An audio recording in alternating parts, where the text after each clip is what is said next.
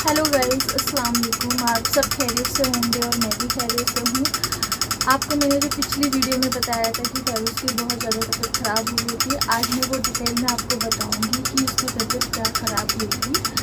हाँ, फैरूज़ को first time 20 तारीख को फ़ीवर आया था और 190 फ़ीवर चल रहा था। तो मैंने इनको डॉक्टर के लिए बोला था कि डॉक्टर के पास ले जाओ फैरूज़ को, कि दिखा दो कि फ़ीवर आ रहा है उसको बहुत ज़्यादा। तो सुबह वो मॉर्निंग में फ़ीवर के लिए लेके गए थे डॉक्टर के पास। उन्होंने कुछ एंटीबायोटिक भी लिखे थे। आई बोल देती हूँ फैरूज़ क्योंकि आयज़ा हमें सबको ही ज़्यादा रटा हुआ है, फैरूज़ कम रटा हुआ है क्योंकि घर में सब उसे आयज़ा ही बोलते हैं। इसके मतलब दादी दादा सब, तो मेरी भी आदत वही पड़ गई है, मगर फैरूज़ ही नाम है इसका।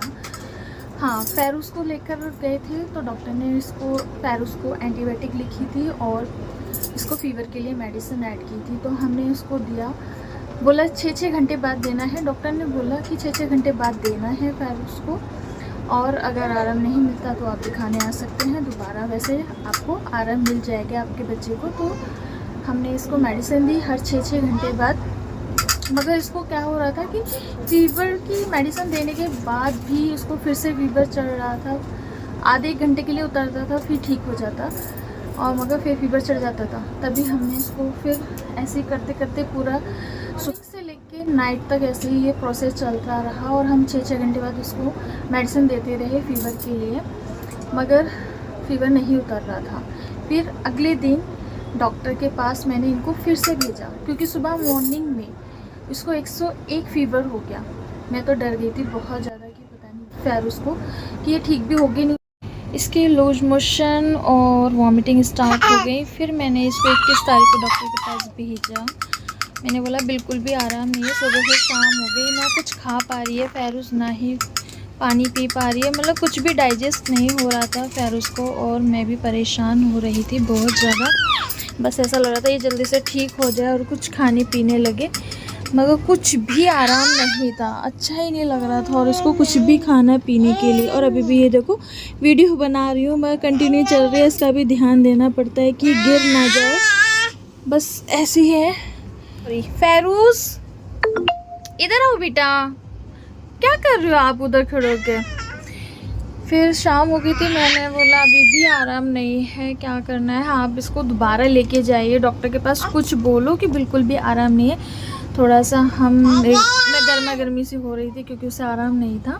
हम दोनों आपस में झगड़ रहे थे कि तुम डॉक्टर के पास कुछ ना कुछ तो बोलो जो इसे आराम मिले, या तो आप भूल जाते हो बताना कोई भी चीज़ें। कह रहे नहीं, मैं सब कुछ बता रहा हूँ, सब कुछ बता रहा हूँ, मगर पता नहीं क्यों नहीं आराम मिला, नहीं तो तुम चलो। फिर मैं गई अगली मॉर्निंग में डॉक्टर के पास। उन्होंने बोला कि देखो बच्चा ठीक हो जाएगा, आपको ना इसको 2 इंजेक्शन लगवाने पड़ेंगे। मैंने बोला ठीक है, आप 2 इंजेक्शन लगा दो, मगर डॉक्टर इसको आराम मिलना चाहिए। उन्होंने बोला ठीक है, आप इंजेक्शन लो, और उन्होंने एंटीबायोटिक और ऐड कर दी इसको देने के लिए। मैंने बोला ठीक है।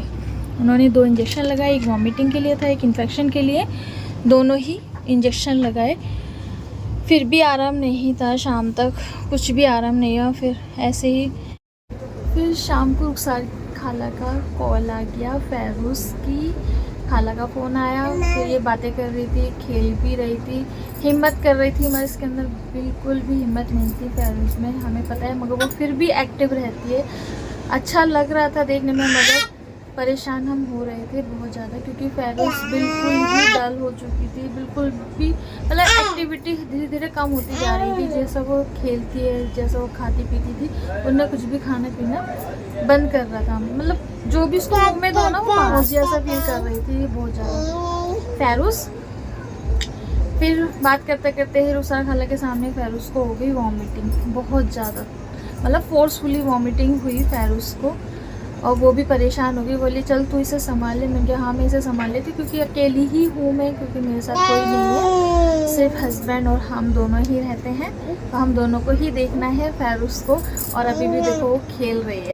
जल्दी से मैंने उसको क्लीन किया, सब कुछ किया फैरूज़ को। फिर हम 10 बजे इसके पापा आए, बोले आराम है। मैंने कहा बिल्कुल भी आराम नहीं है, वॉमिटिंग उतनी की उतनी है, बस थोड़ी सी कम हुई है। जो 6-7 बार हो रही थी वो 4-5 बार हो रही है, मगर खा कुछ नहीं रही है।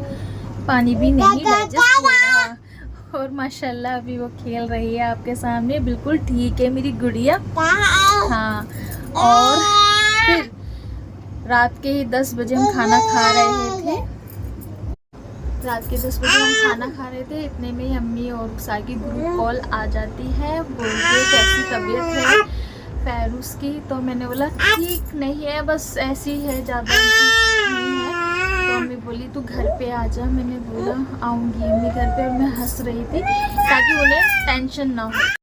बहुत ज़्यादा मतलब परेशान हो रही थी अम्मी भी और मेरी बहनें भी, मतलब पूरा परिवार ही परेशान हो रहा था, क्योंकि 9 मंथ तक ये घर पे रही, सबने इसको खिलाया अच्छे से बहुत, तो थोड़ा सा परेशान हो रहे थे। मेरी अम्मी भी बोल रही थी कि तू यहाँ आ जा, थोड़ा एनवायरनमेंट चेंज होगा, क्या पता फैरूस ठीक हो जाए, मगर तू आ तो सही। मगर मैं टाल रही थी, मैंने कहा इतनी तबीयत ख़राब हो रही है, मैं भी परेशान, वो भी परेशान, क्योंकि घर में तो वो भी बेचारे काम करते रहते हैं, थके रहते हैं, इसलिए मैं जाना नहीं चाह रही थी। मगर फिर भी रुखसार रोने लगी, फिर अम्मी भी रोने लगी, फिर मैं भी रोने लगी, और रोने जैसा माहौल बन गया था, बिल्कुल सैड हो गए थे हम सब जने। तो मैंने बोला ठीक है, फिर इन्होंने भी इशारों में बोला ठीक है चली जाओ। तब मैं तैयार हुई फटाफट और मैं चलने के लिए तैयार हो गया। हम 10:30 तक निकल गए और हम घर पर चले गए थे। 11 बजे हम घर पे पहुंच गए थे। आधा घंटा लगा था हमें जाने में, क्योंकि फैरूस थी तो हम बाइक से ही गए थे। धीरे धीरे उन्होंने बाइक चलाई, वैसे हम अकेले होते थे तो 10-15 मिनट में घर पहुंच जाते थे, हमारा भी फैरूस की वजह से उन्होंने बहुत स्लो गाड़ी चलाई थी, और हम फटाफट घर पहुंच गए थे। और सारे खुश हो गए थे, और रुखसार तो सोई नहीं थी, इसका इंतज़ार कर रही थी कि घर पे पहुंचे और मैं वीडियो कॉलिंग करूं। और हम जैसे ही पहुंचे 10-15 मिनट ही हुए थे हमें बैठे हुए, इतने में रुखसार का कॉल आ गया, और वो बहुत खुश हुई कि तू आ गई, हमें अच्छा लग रहा है। और ये भी खुश हुई और काफ़ी खेली, है ना फैरूस, तुम खेली थी नाना के साथ। माशाल्लाह फैरूस वहाँ पे खेलने लगी अपने नाना के साथ, नानी के साथ, है ना। हाँ, आप रो क्यों रहे हो, आप रो मत, खेल लो यहाँ पे भी बेटा, अच्छी बात नहीं है। नाना नहीं है यहाँ पे, नाना नाना नाना करती रहती हो जब देखो। वहाँ पे फैरूस खेलने तो लगी थी और अच्छे से खेली, मुझे बहुत अच्छा लगा कि चलो कुछ तो एक्टिविटी की इन्हें नानी के साथ, नाना के साथ, और छत पे भी घुमाया नाना नानी ने इसको, है ना। आयजा आप तैयाबाज करते हो ना, नहीं करनी है, अभी मूड ख़राब है, अभी इनको नहीं खेलना है, क्योंकि ये सो के उठी हैं। तो सो के उठी थी, खिलौने के साथ खेल रही थी सब फैला के, अब ये मेरे पास आ गई। फिर घर पे 2 दिन ये ठीक रही थी, मगर नोज़िया वॉमिटिंग रुक नहीं रहा था, पानी भी डाइजेस्ट वहाँ पे भी नहीं हो रहा था। घर पे भी मैं ORS दे रही थी इसको, ORS वगैरह पिया था, आराम मिल रहा था, बस लिक्विड ही पी पा रही थी। मगर उसके बाद आधे 1 घंटे के बाद फिर वॉमिटिंग कर रही थी। नाना नाना नाना के पास जाओगी, नाना नाना पास जाओगी, बोलो नाना।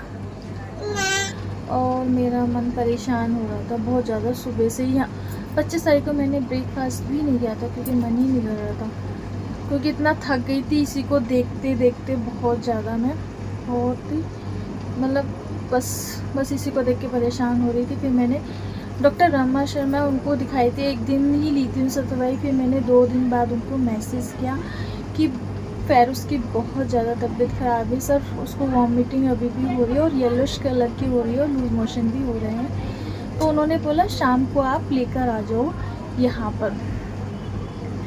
फिर वो शाम को मैं मैंने कहा मैं जा रही हूँ मम्मी, कह रही तो आ जाइए तो दिखा के। मैंने कहा मैं बार बार टैल नहीं करूँगी और मैं जा रही हूँ। फिर सामान मैंने सारा समेटा और मैं इनको कॉल किया, ये मुझे लेने आए, फिर मैं चली गई।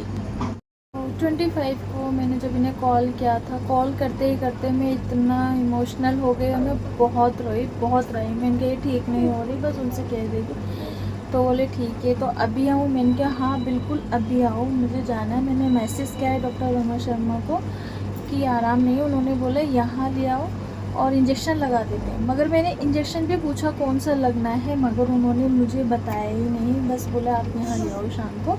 तो इसलिए मैंने आपको कॉल किया, तो आप जल्द से जल्द आ जाओ। तो वो जल्द से जल्द आए और मुझे लेके यहाँ से गए। हम डॉक्टर के गए डायरेक्ट, घर से ही डायरेक्ट हम डॉक्टर के यहाँ गए थे फैरूस को दिखाने के लिए। क्योंकि भीड़ हो जाती है बहुत ज़्यादा, तो इसलिए तो हमने बोला फिर दिखाई देते हैं पहले, फिर घर जाएंगे। मैंने बोला ठीक है। तो मैंने अपना सारा सामान पैक करा फटाफट और मैं निकल गई वहाँ से। 4:30 बजे, 4:45 बजे के आसपास हम घर से निकल गए। फिर हमने डॉक्टर को दिखाया, वहाँ पे भी इसका सब हाइट वेट सब कुछ चेक हुआ, क्योंकि फ़र्स्ट टाइम भी हुआ था, सेकंड टाइम भी उन्होंने हाइट वेट, क्योंकि वेट पहले से उसका कम हो चुका था। पहले 8.6 था, फिर 7.9 हो गया। मैंने बोला सर वेट भी बहुत इसका कम हो रहा है। बोले कोई बात नहीं, होता है, लूज़ मोशन है, वॉमिटिंग है और खा भी नहीं रहा है। ये जब ठीक हो जाएंगे, वो खाने लगेगी, उसके बाद फिर से वेट गेन हो जाएगा बेबी का। परेशान मत हो बिल्कुल भी आप। मैंने बोला ठीक है। फिर उन्होंने एक एंटीबायोटिक और ऐड की और एमसेट कंटिन्यू करने के लिए बोला, टाइम देना है और खाली पेट देना है।